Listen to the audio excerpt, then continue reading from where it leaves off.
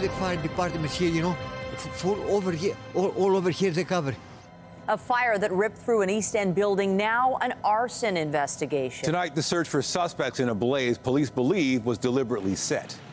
Good evening. The flames broke out early this morning, the two-story building home to apartments and a social club. Tonight, police releasing new information about 3 men believed to have broken in, igniting the fire inside. CTV's Mike Walker joins us live from the scene near Pape and Mortimer with the update. Mike.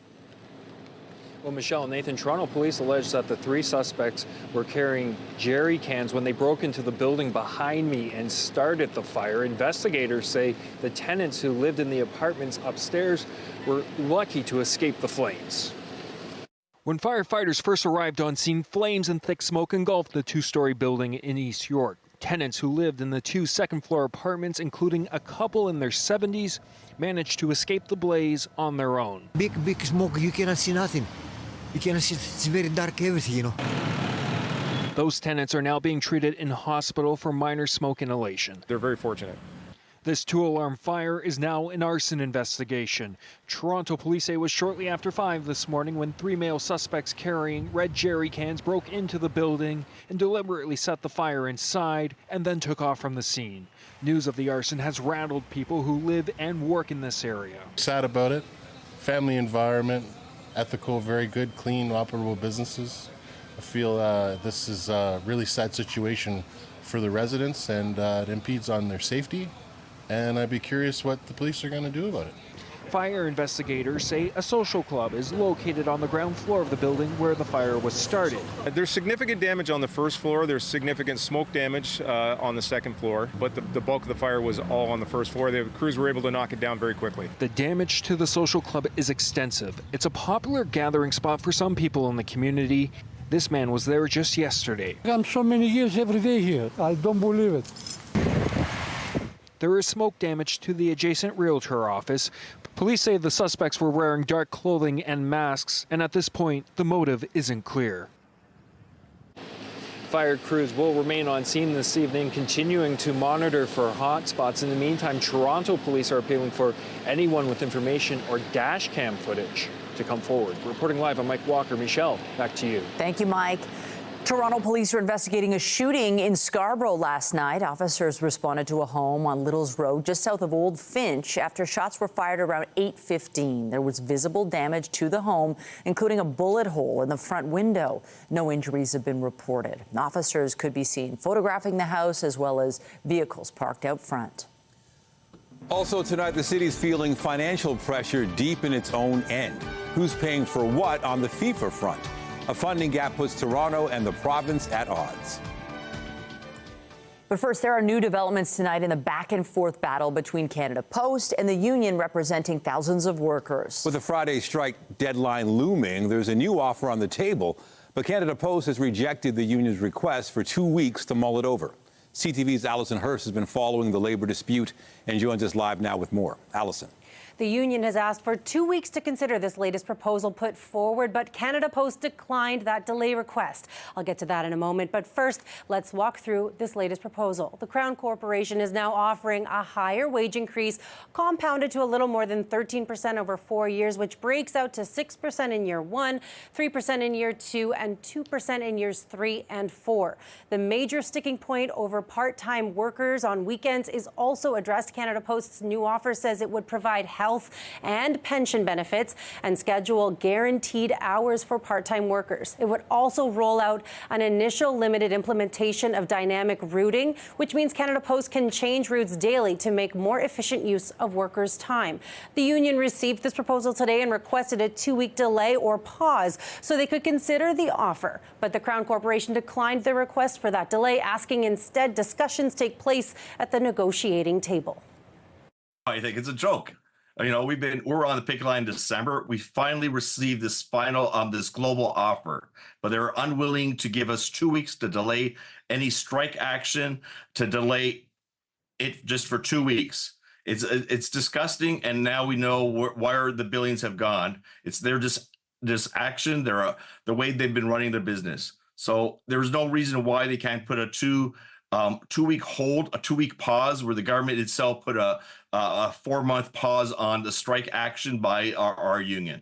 If there's questions that they have, best place to do that is sitting looking at each other at the table. So that's how negotiations work. So after this lengthy delay, this service disruptions from the strike last year, and everyone looking for certainty, our volumes are way down. Our employees are scared. Our customers are frustrated. They're looking for us to get a deal and to treat this with the urgency that it deserves. Therefore, pushing pause is in nobody's best interest. Let's hammer out a deal, get this done, and give everyone the certainty they're looking for. So Canada Post wants a speedy resolution here, despite the union's request to see if this deal would pass with its 55,000 members. The current collective agreement expires at 11:59 p.m. tomorrow. So if this one is not accepted, we can expect to see union members on the picket lines first thing Friday morning. Reporting live, I'm Allison Hurst. Michelle, back to you. Thank you, Allison. Still ahead, keep that coat handy. We're in the midst of a spring cold snap. If you hope the May-long weekend would usher in the summer vibes, turns out they're on hold. And as we take a live look at the evening air, the conditions, they are dismal for any outdoor plans you may have had. We're getting a good soaking at this hour. Our Lindsay Morrison is monitoring it all. Lindsay, lots of rain out there. There is, Michelle. There's lots of rain for tonight, for tomorrow, and the day after that as well. I'll step aside so you can see what's happening on the satellite and radar. Lots of green, of course, that is the rain.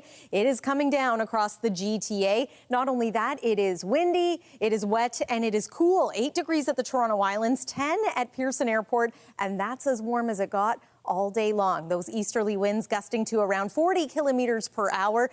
Temperatures barely in the double digits around the Golden Horseshoe and across southern Ontario. There's your evening at a glance. Likely some canceled soccer games and baseball practices tonight. We'll give you an idea of how much rain is in the forecast over the next couple of days and when it's going to warm up again. Those details are ahead. For now, Nathan, over to you. All right. Thank you, Lindsay. The May-long weekend was supposed to be the unofficial start to summer, but it certainly doesn't feel like it outside. You can bet parkas that were packed for the season getting pulled out once again. CTV's Scott Lightfoot is live at Woodbine Beach. Oh, a pleasant location this evening with more, Scott, on how people are coping with these unseasonably cool conditions and wet, too. Yeah, everything that Lindsay just said. It's raining, it's windy, it's cold. We're living it out here. It is all true. If you don't have a window, this is what it looks like. It is miserable. You mentioned the unofficial start to summer. I just checked my phone. It says it feels like 1 degree. It's not the actual temperature. It feels like 1 degree. This is more like winter, and it is the coldest it has been at this time of year in almost 2 decades. Just days after being filled with fireworks heralding the unofficial start to summer, today the skies above Woodbine Beach were filled with clouds, constant rainfall, and cold temperatures. A beach day only for the dogs, and maybe the diehard walkers too. We're so lucky. Wow, this is beautiful. I love this weather. After sunshine and warm weather last week, the GTA is now entering a stretch of cold temperatures following the May-long weekend not seen in nearly 20 years. Add to that strong winds and plenty of rain. I've got 4 layers. I mean, this is almost June. Yeah. What's going on? Global warming. Other way. We're opposite in Canada. The May-long weekend may be considered to some as a start to summer, but today many were dressed more for fall or winter. I'm back into my my goose-filled jacket here in the month of May. Yeah. So yeah, it's pretty crazy. Today it's been a headwind for 60 kilometers and rain the last 15-ish. These two recently retired friends are doing a 3-week bike trip around Lake Ontario. They decided to leave Cambridge on Monday, anticipating good weather after Victoria Day. That's what he told me, yes, and I believed him. Well, last week was. Problem is we're going this week. Some seem to be taking the cooler temperatures in stride. It's going to warm up again soon enough, so just take it as it comes. I don't mind it being a little bit cold, a little bit windy. Get out on the beach and enjoy some waves. Kiteboarder Brendan Schnurr was out on the lake this morning, taking advantage of the weather that has most people going anywhere but the beach. These are the conditions we wait for, so yeah, no complaints. These are not the conditions people on land wait for, I'll tell you that much. the good news is summer is just 1 month less a day away. Reporting live from a very cold, windy, and rainy Woodbine Beach. I'm Scott Lightfoot. Nathan, back inside to you. Hopefully things warm up soon. Thank you, Scott. I want to take you to Ottawa, where Prime Minister Mark Carney speaking following a cabinet policy forum. Let's listen in live. By a new fiscal discipline, spending less on government operations so that Canadians can invest more to build a stronger economy. Government must become more productive by deploying AI at scale, by focusing on results over spending, and by using scarce tax dollars to catalyze multiples of private investment. As our workers are continuing to face unjustified tariffs imposed by the United States, my government is fighting to get the best deal for Canada. We will take all the time necessary, but not more, to do so. And in parallel, we are strengthening our relationships with reliable trading partners and allies. Canada has what the world needs and the values the world respects. Pour renforcer nos liens avec des partenaires et alliés autour du globe, j'ai multiplié les appels et les rencontres.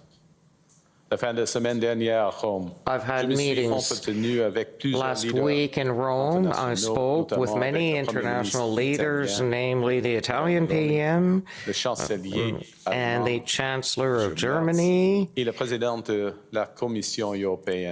the President of the European Commission.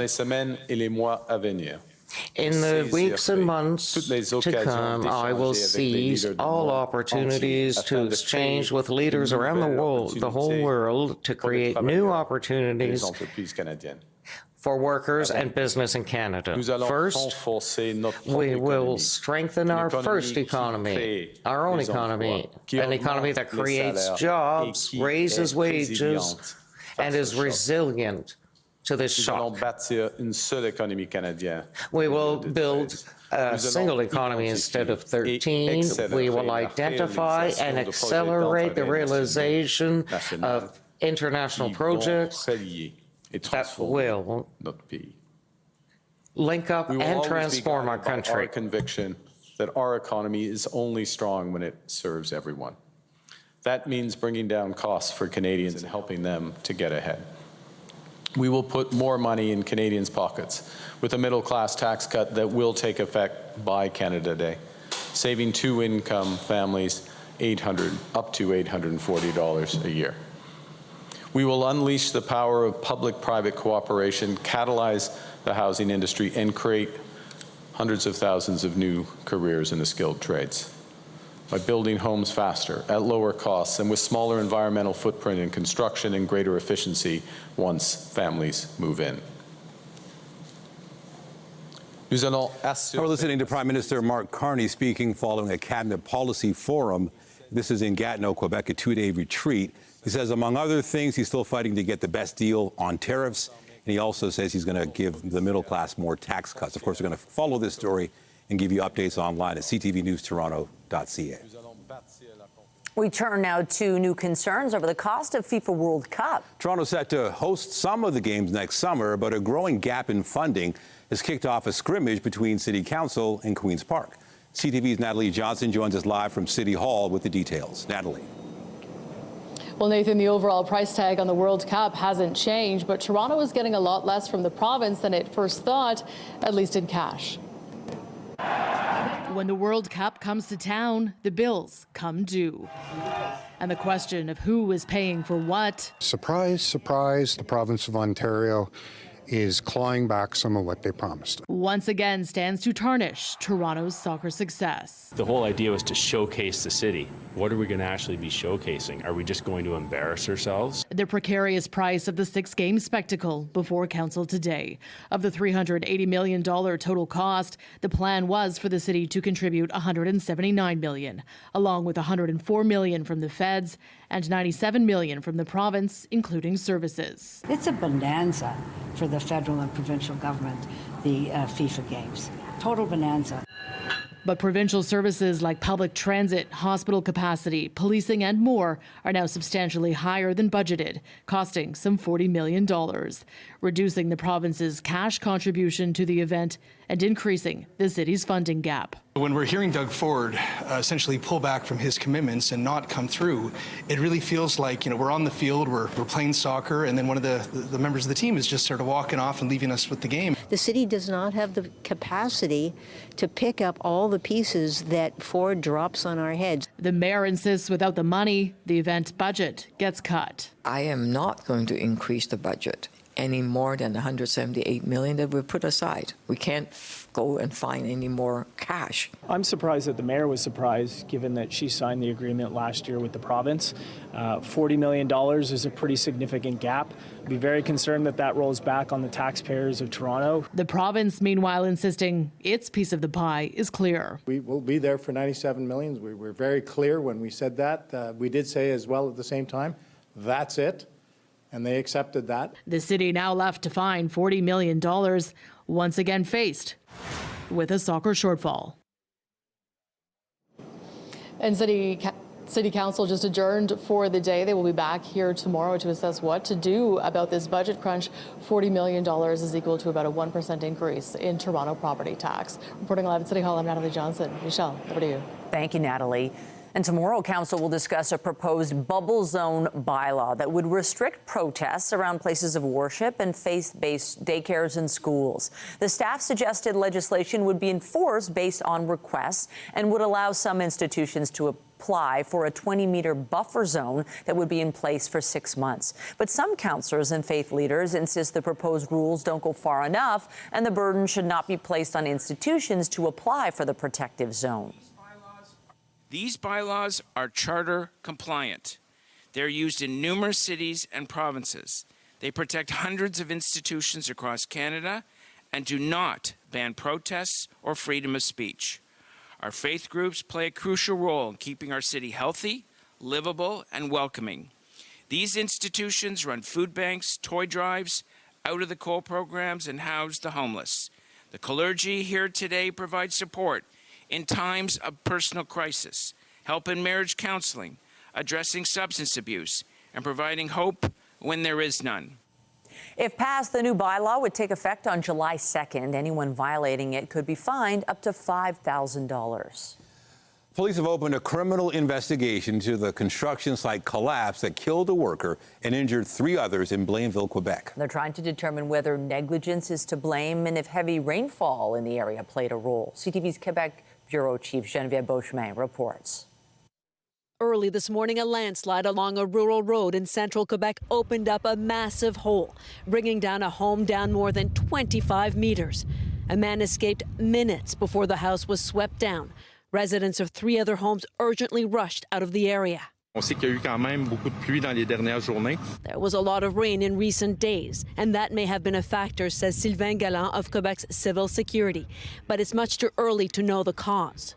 This is also a sector prone to landslides where a lot of the soil is clay.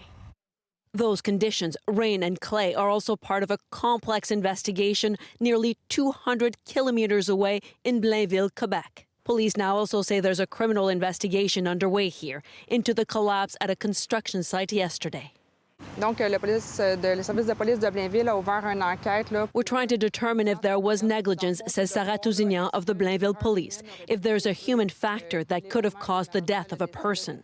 A worker was killed, 3 others were injured at the site of a large housing and hotel complex under construction. A wall where excavation was underway for a 3-level underground parking garage seemed to have collapsed. Investigators are piecing together the cause and examining whether the construction company or anyone involved took all precautions to avoid the death and injuries. The operation was more difficult and very dangerous to go there. It took firefighters hours to retrieve the victim, a 31-year-old man who was buried by the clay as the ground shifted. Investigators have been here all day in search of evidence, while elsewhere in the province, some roads are under surveillance for any sign of a landslide. Geneviève Beauchemin, CTV News, Blainville, Quebec. Canada is hosting the G7 finance ministers and central bankers in Banff, a prelude to the June G7 leaders meeting in Kananaskis. What they're able to agree on will set expectations for what could be accomplished at the gathering next month. CTV's Rachel Aiello has the details. Canada's finance minister says this summit is about tackling the most pressing financial issues collaboratively. Benvenuto in Canada. Francois-Philippe Champagne offered warm Canadian welcomes this morning before getting down to business. The finance minister and Bank of Canada Governor Tiff Macklem are leading the summit's working sessions, bringing together the leaders of the world's largest economies. All right, let's go to work. Among the policy priorities being discussed, economic security, global growth, artificial intelligence, and financial crime. Speaking before the summit kicked off, Champagne said his mission is to work on restoring economic stability and growth. It's going back to basics, making sure that together we are the voice of the largest economy in the world. And while U.S. President Donald Trump's tariffs aren't explicitly on the agenda, they are undeniably hanging over the meeting. U.S. Treasury Secretary Scott Bessent came to Banff with the intent of talking to his counterparts about trade imbalances.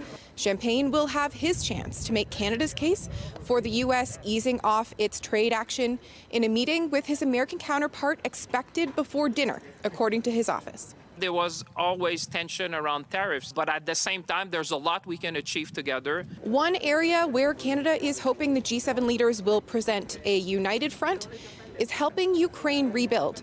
Their finance minister is taking part in the summit, even though Ukraine isn't in the G7. Russia is not at the table, but today Trump said it would be better if they were, as the G8. Because if Russia was in, you probably wouldn't have this war. The conversations happening here will inform the agenda for next month's G7 Leaders Summit that Trump is set to attend.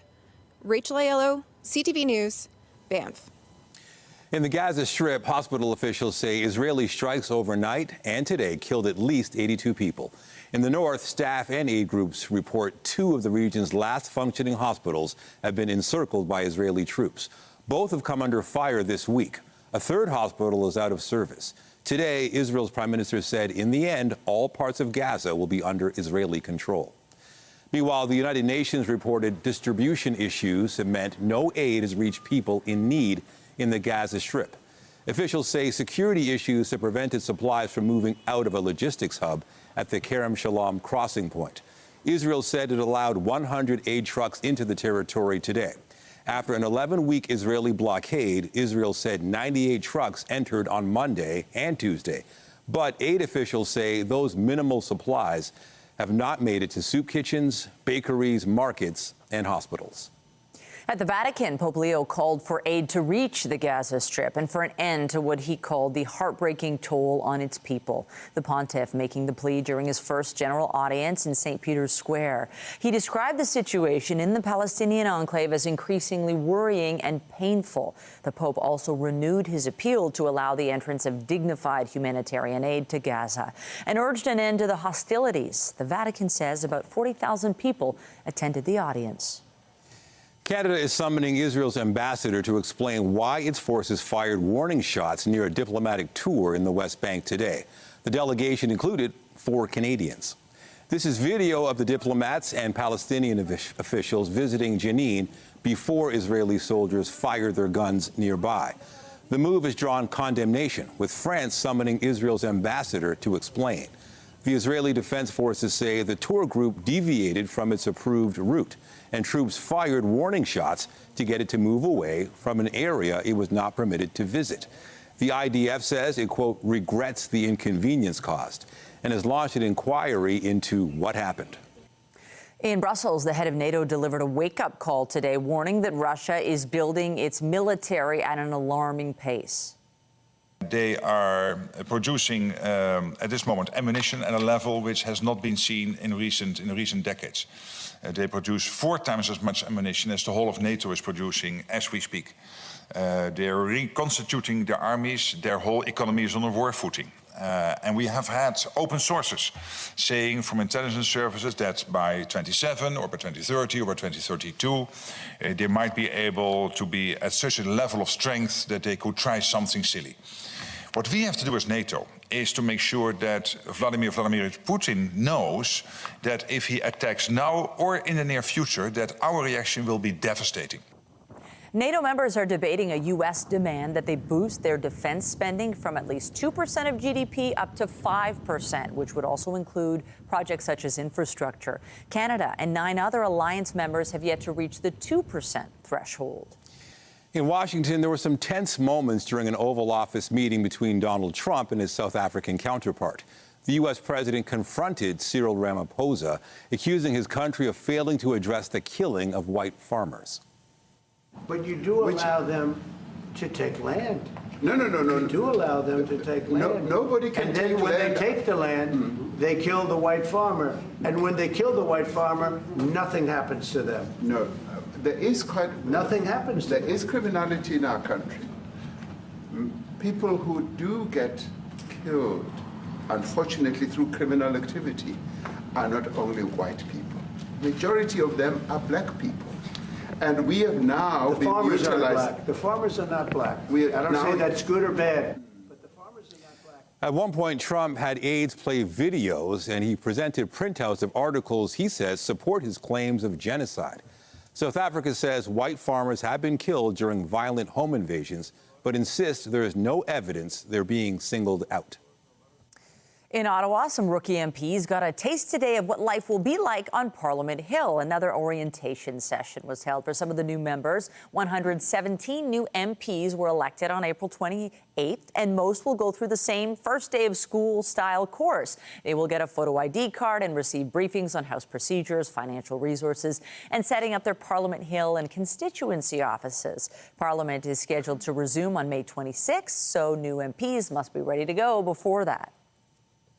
Coming up, what's driving up the cost of rent? A new study out of the University of Waterloo sheds light on the big culprits cashing in while making life for many far less affordable.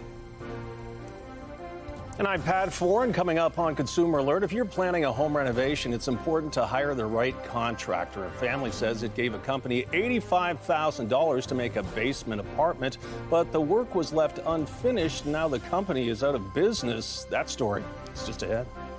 Chilly temperatures in May are not unheard of. What's less common is them happening this late in the month. As Scott mentioned earlier in the news, we have to go back to 2006 in order to find a similar stretch of temperatures. How about this? On this day last year, the temperature was 30 degrees in the city of Toronto. Today we hovered around 10, and it will be a similar situation tomorrow. So when does some warmth return to the 7-day forecast? We will show you coming up, and stay with us. We've got another full night of great shows for you right here on CTV.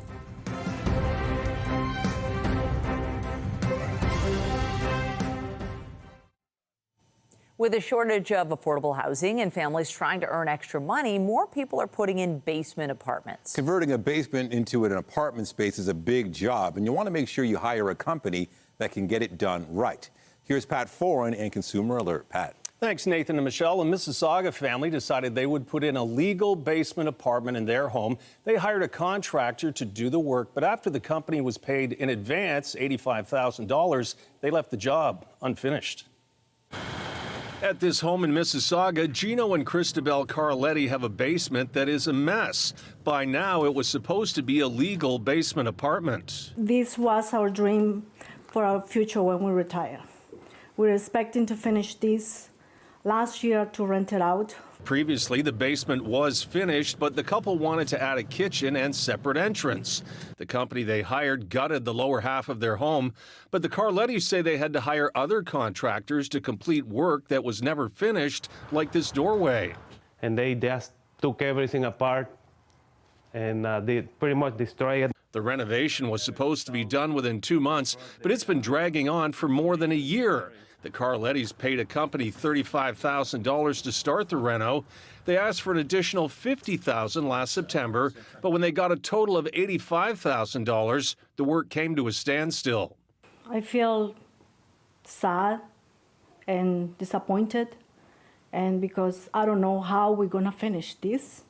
They hired Basilica Construction of Vaughan. Calls and emails to the company made by CTV News were not returned. It appears Basilica Construction is now permanently closed. The Carlettis borrowed the $85,000 from Finance It, who they say paid the contractor directly. All the money was given to somebody else. They trust them, but didn't trust us to handle that money. Finance It told CTV News Finance It operates solely as the lender and is not directly involved in the products or services offered by any merchant partner. As of now, Basilica Construction and any affiliated businesses are no longer active merchant partners of Finance It. The Carlettis are upset they're still expected to pay back the loan when no more work is being done. We're paying for something that we didn't get. The Carlettis are also concerned they'll have to pay a second time to finish their legal apartment, something they now say they can't afford to do. And when renovating, follow building codes and local zoning bylaws. Research the contractor carefully and don't pay in advance. It's always better to pay in installments as work is completed. On your side, I'm Pat Foran. If you have a consumer story idea, email us at alert@ctv.ca. All right, I'm flashing back to Scott Lightfoot outside. It feels like +1 where he is by the water. Can you believe that? Oh, yeah. I bet you he's on his way home now and trying to dry off. I'm calling it Washout Wednesday. The fields are mucky and a lot of sports getting canceled, unfortunately. And this is kind of day one of several wet days. It is. And I must say, I feel a little guilty working inside tonight while Scott's out there. Thanks for taking one for the team, Scott. Yeah, hopefully he's enjoying a nice comfort meal for dinner tonight. But it's true, Michelle and Nathan. We are in for a couple of days of this, so hopefully you start to get used to it. A good night to stay indoors as the rain comes down. Those winds are going to pick up later this evening. And yes, it's going to be chilly into the day tomorrow. Here's what it looked like not long ago driving around the GTA. We've got a lot of low-level cloud out there, some fog and some mist. Windshield wipers going to be working overtime the next couple of days here. And you might find yourself reaching for the heat inside your car as well. Double-digit temperatures right now across most of southern Ontario. Here's the thing, though. We are below seasonal. We are chilly for this time of year. Look at that. It is 10 degrees in Toronto right now, 12 in Ottawa, and 11 in the Windsor area. And as we take a look at the almanac, you're going to notice that our average daytime high, 20 degrees. We were nowhere near that today. It's not record cold. The record low for this day set back in 1967, just below the freezing mark. It's not the overnight lows that are the problem. It's the daytime highs. We're struggling to make it anywhere close to seasonal. But overnight tonight at 8 degrees, it's pretty typical for this time of year. 10 is our average low. Tomorrow, though, we're going to be about halfway to our average high. 10 is what we're forecasting. 20 is the norm. Once again, it is going to be cool, cloudy, unsettled, and a little windy, too. Those winds still coming out of the east before they transition to more of a northerly wind. Not as bad in southwestern Ontario, but Orangeville, 9 degrees, 10 in Vaughan, 11 in Oakville. Many communities going to struggle to make it even into double-digit territory. We're forecasting about 10 in Toronto. Hopefully we can get there. Now, here is the satellite and radar imagery. We've got wet weather right around the Golden Horseshoe. We've got thunderstorms just south of Lake Erie. Looks like for the most part, any thunder or lightning will remain south of the border. Might get some embedded non-severe thunderstorm activity through the night tonight. But look at this stubborn low. As it circulates, we get rounds of wet weather. We've already picked up about 10 millimeters of rain. We're expecting another maybe 30, but by the time all is said and done, some areas are going to see quite a bit. There's overnight tonight into tomorrow morning, wet weather. I do see pockets of dry weather at times for tomorrow. But as that low slowly departs, we end up being impacted by the wraparound effect into the day on Friday. Conditions finally drying out as we make our way into Saturday. I think at this point the cloud cover is going to stick around for your Saturday. Just a chance of showers and a high of 15 degrees. There's an improvement for Sunday, mix of sun and cloud, but at 18 degrees, that's as warm as it's going to get all week. And that still is below seasonal. Nathan, I'll send it back to you. Thank you, Lindsay. Also tonight, spreading love through music and striking a chord to make change. The African Children's Choir hits all the right notes to improve the lives of the most vulnerable.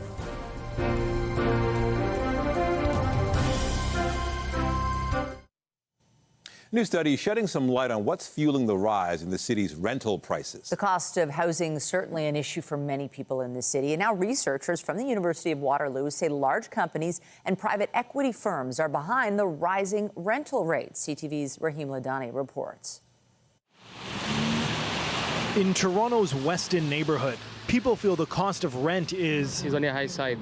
It's kind of erratic. And there's a sense they're being taken advantage of. That's not fair on the working class people, because it's not everybody working a big lump sum of money.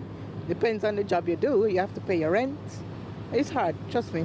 That belief is now being validated in a new study published by the University of Waterloo. It found large companies, such as real estate investment trusts and private equity firms, are furthering the GTA housing crisis. In 2019, these financial landlords acquired 85% of the suites sold in Toronto and 91% in 2020. What we found was that financial firms do indeed charge higher rents than other types of landlords in rental housing. They also raise rents most aggressively. The study found financial landlords in Toronto charge monthly rents that are 44% higher than the average neighborhood price. That equals $670 more on average per month. The study singles out the financial firm Dream Unlimited as one of the top rent increasers, raising rent across its Toronto-based properties by 52% per year. The company website says it builds and manages residential assets to meet the growing demand for housing. They did not respond to a CTV News request for comment. Their business strategy is to raise those rents to the max and to consistently do that in a systematic way. And that is systematically making housing less affordable. Organizations like Toronto Community Housing have 100,000 people waiting for social housing. And while this directly impacts low and moderate income households, they say everyone is affected. You have young children, you have aging parents. If you're invested in the health of your community, this should matter to you, whether or not you own your own home or not. The study's lead author hopes these findings bring about change to rental regulations and ensure financial landlords can't access government housing supports. Rahim Ladani, CTV News, Toronto. For 4 decades, the African Children's Choir has been changing the lives of those performing and those watching the show. The latest group of children are back in the GTA. CTV's Andrea Case reports. This is more than a concert, and these children are more than just a choir. Coming from humble and desperate beginnings, the African Children's Choir provides vision and an ability to expand their horizons. They see a bigger world, and they're exposed to people that are doing all kinds of things. They get to go to a fire station. They get to ride horses. They get to play soccer with school children. They go to visit schools. They do workshops in schools, and they see and they experience and they hear and they overhear so many things. And it just broadens their ideas. 7 boys and 11 girls from Uganda made this trip, ages 9 to 11. But they love snow. That's like their highlight. They all want to see snow. So they got some snow and they've been swimming and they've kind of had it across the board. It all began 40 years ago while traveling in Uganda. A minister's life was changed forever after giving an orphan boy a ride. He was asked on one of these trips if he could give a ride to a small boy. And this little boy had lost both of his parents in the Civil War and yet sang praise songs the whole journey in the car with Ray. And that just, that was the moment, the crystallization of this idea of what if we brought a group of children to the West and let the West see the beauty, the dignity, and the potential of the African child. Because at that time, the images of African children were much different. And he wanted to showcase the other side. Now, 53,000 children later, the mission has not changed. Concert manager Tina Sip joined the organization 23 years ago after seeing a show. Our motto is helping Africa's most vulnerable children today so they can help Africa tomorrow. And that's exactly what they're doing. The children are educated in English from kindergarten through university for free, thanks to generous donations from those who attend the concerts and sponsors. Pick a field, and we probably have a graduate in that field. We've got doctors, nurses, journalists, artists, chefs, hairstylists, teachers, all kinds of teachers. The Just As I Am hymns tour will be at the Hope Restored Brampton Ministries on Friday at 7:30, and this evening in Ajax at Christian Faith Outreach Center on Harwood Avenue South. Andrea Case, CTV News.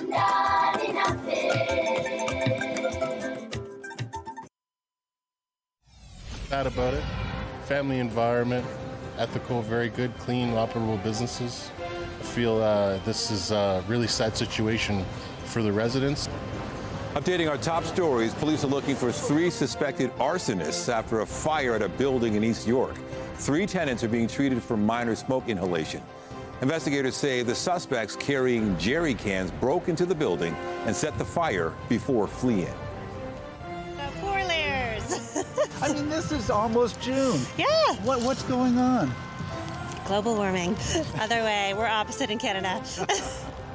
The GTA has not seen this in nearly 20 years. We're experiencing a stretch of cold temperatures following the May long weekend, along with steady rain and strong winds today. But take comfort in knowing it'll get better. Until then, stay warm.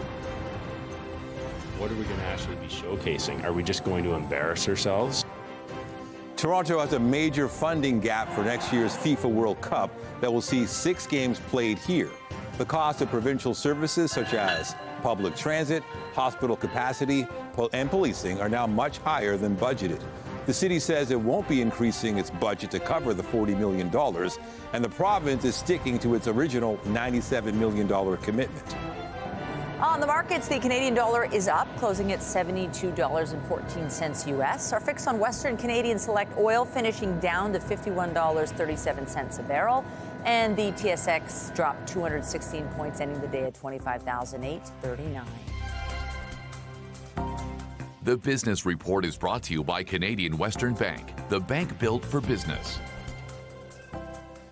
Bell Canada says a widespread service outage in Ontario and Quebec has been resolved. More than 130,000 users reported issues accessing Bell Canada services as of 9:30 a.m. By 11 a.m., the issue was resolved. The company says an update impacted some of its routers. Customers still experiencing issues are being told to reboot their modems. Bell is the parent company of CTV. The New York Islanders are reportedly expressing interest in Maple Leafs president Brendan Shanahan, according to TSN hockey insider Chris Johnston. Shanahan just finished his 11th season leading Toronto's front office. His contract is set to expire at the end of next month. Johnston is reporting that Maple Leaf Sports and Entertainment will hold an end-of-season review tomorrow, where Shanahan's future will be discussed. Hamilton Shea Gilgeous-Alexander has been named the NBA's most valuable player. The Oklahoma City Thunder guard led the league in scoring this season with 32.7 points per game. It was the 3rd consecutive season that he averaged over 30 points. SGA was named All-NBA first team for the 2nd straight season, and that makes him eligible for a 4-year, $294 million extension in the offseason. Oklahoma City has a 1-0 lead in its Western Conference Final Series against the Minnesota Timberwolves. Game 2 is tomorrow. The Toronto Blue Jays will go for the series win when they host the San Diego Padres at Rogers Center tonight. Tough thing to go through. Line hard to right field. Gone! Toronto only had 3 hits last night, but it was enough to beat the Padres 3-0. That's because 2 of them were home runs. The Jays send Kevin Gausman to the mound tonight. San Diego counters with Randy Vasquez. The Padres have lost 4 in a row. Just ahead is shifting the perception of physical limitations through photography. We explore a new exhibit that invites people to step into the artist's collection of shoes.